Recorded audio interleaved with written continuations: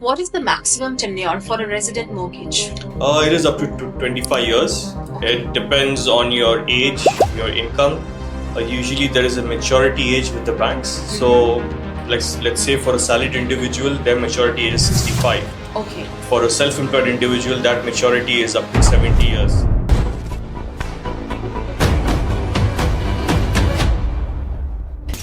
Hi everyone and welcome back to another episode of our mortgage series brought to you by Unique Zone Real Estate. I'm your host Venu Rehan. In our last episode, we explored non-resident mortgages in Dubai, from eligibility to documentation and how it gets started.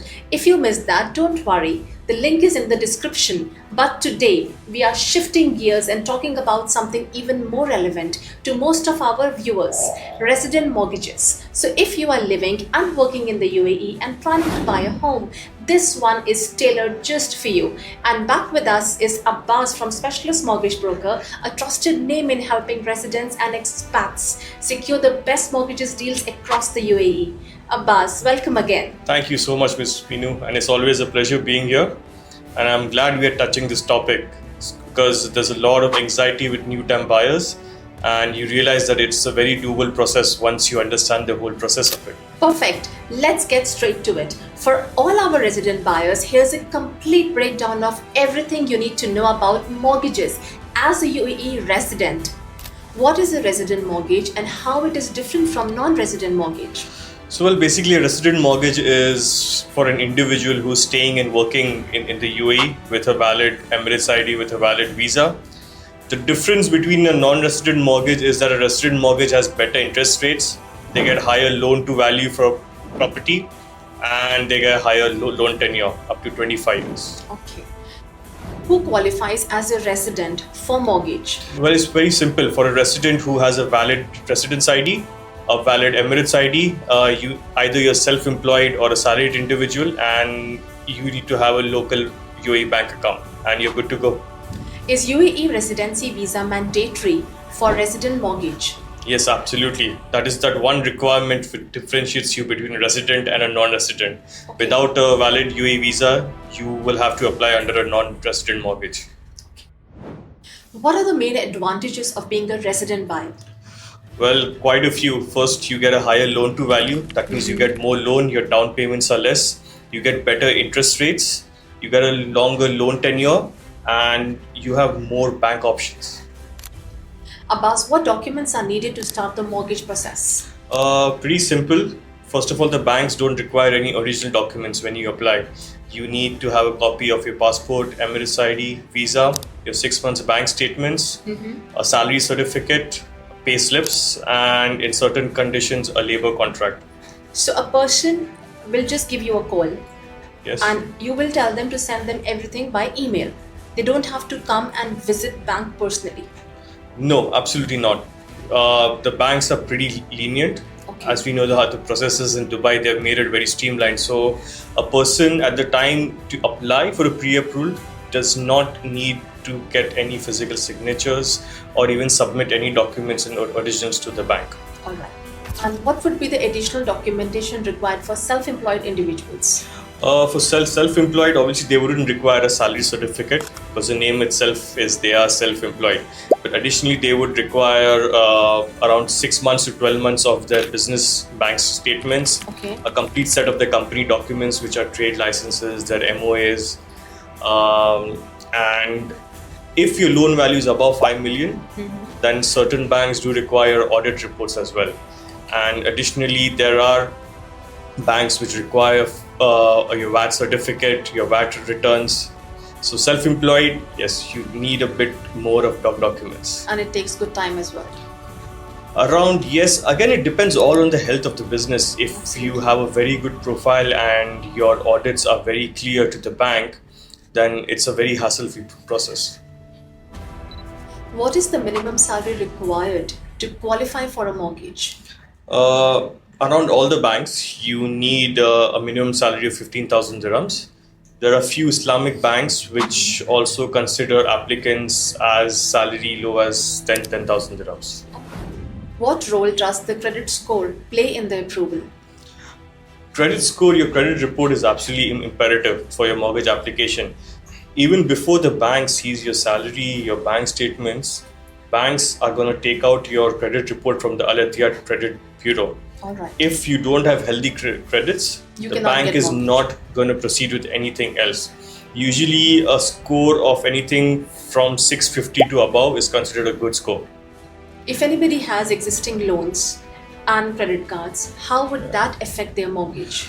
Well, your eligibility is counted as per what in UAE we call a DBR. It's a debt burden ratio. So you're allowed to have liabilities of up till 50% of your income. So everything from personal loans to mortgage to credit cards, auto loans should not exceed 50% of your income. So if you have existing loans, that might eat into your eligibility of getting your mortgage approval. Okay, so it's very important to understand these things before I think when you're applying for a mortgage, you should understand how these things will play in your eligibility. A lot of people do not consider credit card a liability. Yes. But it's a very common thing in banks. I wouldn't say a common thing, actually, it's a rule. It's a rule That 5% of your credit card limit is counted as a liability. So you have a lot of salaried individuals who have really high credit card limits. Of course, And when they apply for a mortgage, banks usually have to tell them to reduce the credit card limit to get their favorable eligibility. And a lot of times the clients are very surprised as to why a credit card is affecting the whole scenario of this. So it plays a very vital role. Of course it does.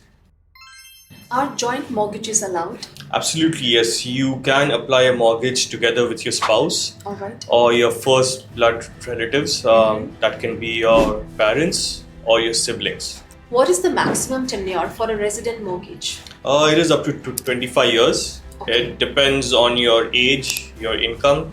Usually there is a maturity age with the banks. So let's say for a salaried individual, their maturity age is 65. Okay. For a self-employed individual, that maturity is up till 70 years. All right. To give you an example in numbers, if an individual is a salaried individual is of the age of 45, so his maturity being 65, he would get a 20-year loan. But in the same case, a self-employed person would get a 25-year loan. Okay. Yeah. Is it necessary to have a down payment ready before applying the mortgage?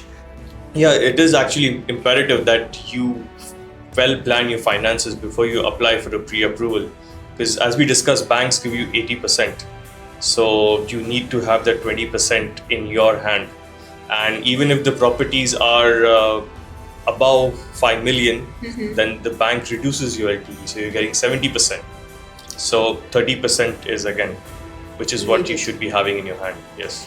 What are fixed versus variable interest rates? Fixed rates are something where your interest rates are fixed for a set term of years. Variable rates are something which fluctuates as per the market trends. Okay. Ideally, there are pros and cons for both. Depending on the market condition at that time. Can residents apply for off-plan mortgages, and what documentation would be required? Yes, residents can apply for an off-plan mortgage. Usually the bank terms are that they need to have 50% of the client payment paid to the developer. The projects should be ready at 50%. Additional documents, I think the client would need to provide a uqud, which is a pre-title deed. They need to have a sales and purchase agreement in hand, and also statement of accounts from the developer stating that they have paid 50% for the project. Okay. Do all banks provide off-plan mortgages? Well, as of now, there are limited banks which provide off-plan mortgages, and the off-plan project also depends on the developer and the project. So it's like there are certain developers, which are usually the tier 1 developers, and certain listed projects for which the bank would allow you to do an off-plan mortgage. So very limited banks then. It is limited with limited developers. All right. How crucial is the property evaluation report? Well, it's really crucial because your bank decides the loan to value which they're going to give to you based on the valuation report and not your sales price. In the instance, if your valuation report is less than your sales price, then that's the value the bank is going to go for. All right. So Yeah. the MOU price is like Your MOU or the sales purchase SPA, what we call, yeah. is yes, your agreement with your developer or your seller, but the bank goes on the current market value of the property. All right. So if the valuation is higher, Mm-hmm. then they would go with your contract value, but if it's lower, then yes, they're going to calculate the valuation report. On the lower value. Yes.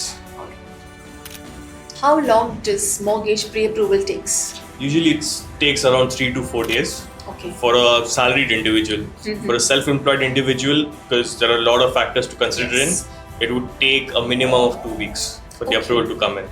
Okay. How long it takes from pre-approval to final disbursal? Okay, so final dispersal is our banking term. It would usually mean that the client gets the money from the bank to pay to the seller. Now, once you have a pre-approval in hand, Mm-hmm. there are a lot of factors which come in where you have to evaluate the property, you Correct. have to visit the bank Yeah. for the signing of the final offer letter, there's even the account opening. Mm-hmm. So I think all this process, if everything is in order, it's around a 2 to 3 weeks job. So technically a month. I would Kind say of. safely a month. Safely yes. a month. Okay. What kind of charges are incurred while applying for a mortgage? Well, the fees that you need to consider is first, if I go by steps, first Yeah. is your valuation fees, which Okay. you pay to the bank for them to get a third party evaluator to evaluate your property. All right. Then there are processing fees, Mhm. there are insurance premiums, Mhm. and when it comes to land department, you get charged a mortgage registration fees, Okay. and obviously there's your down payment, which has to be ready. Is it mandatory to take a mortgage life insurance? Yes, it is mandatory for you to take a life insurance. Mm-hmm. You either take it through the bank or a third party provider, and there are few banks which by policy do not ask for life insurance, but if you would ask me personally, Mm-hmm. I think a few thousand dirhams for a property which is of worth millions Of course. it's very advisable for you to have a life insurance. Can residents refinance on the existing mortgage? Yes, definitely that one is possible, and it can be in the case where you are looking for better rates or just simply moving from a fixed rate with your existing bank to even better rate with another. So yes, absolutely. What role does a mortgage broker play in this process? I think it's very crucial when a client is looking for a good deal with the banks that he involved a mortgage broker. I mean, there are 11 to 12 banks in the UAE market. For an individual to seek Yeah. each rates, each products, and what best he's offering is nearly an impossible task. We help the client understand the product which suits him best with the bank which suits him best. We help him get all the documentations in order. Yeah. We having better relationship with the banks increases the approval chance for the client. Okay. And again, for a mortgage broker, it's not just getting a pre-approval for the client. A mortgage broker is there till the end, Yeah, till it's the the end-to-end client process. gets Yeah. his keys to his home in his hands. We are there. So it's imperative that a person who's looking for finance for his property get in touch with a mortgage consultant rather than approach a bank directly. And especially with us specialist Just mortgage mortgages. brokers, absolutely. What are the common mistakes buyer must avoid? Well, one of the most common things which the buyer should avoid is they should really take care of the credit scores. Correct. That is simple things like paying your credit card on time, even your utilities, your DIVA, your HSLR bills should be paid on time because that severely impacts your credit score. When they're applying, they shouldn't apply with outdated documents. And one of the main thing is that they should get a pre-approval before going for house hunting, because obviously sellers respond to you better with a pre-approval. True. Abbas, one final tip for first-time buyers. Well, I think keep your affairs in order, keep everything ready. Again, I can't emphasize enough to contact a financial or a mortgage advisor before applying or even going out hunting for your loans. It's going to save you a lot of time, money, and effort, and it's going to give you a very streamlined process to getting a dream home or office or a shop for yourself. That was packed with value. Thank you, Abbas. For all of you planning to buy a home in Dubai as a resident, we hope this episode gave you complete clarity. If you still have questions or want one-to-one help, feel free to reach out to Abbas or connect with us at Unique Zone Real Estate. Until next time, stay informed and invest wisely.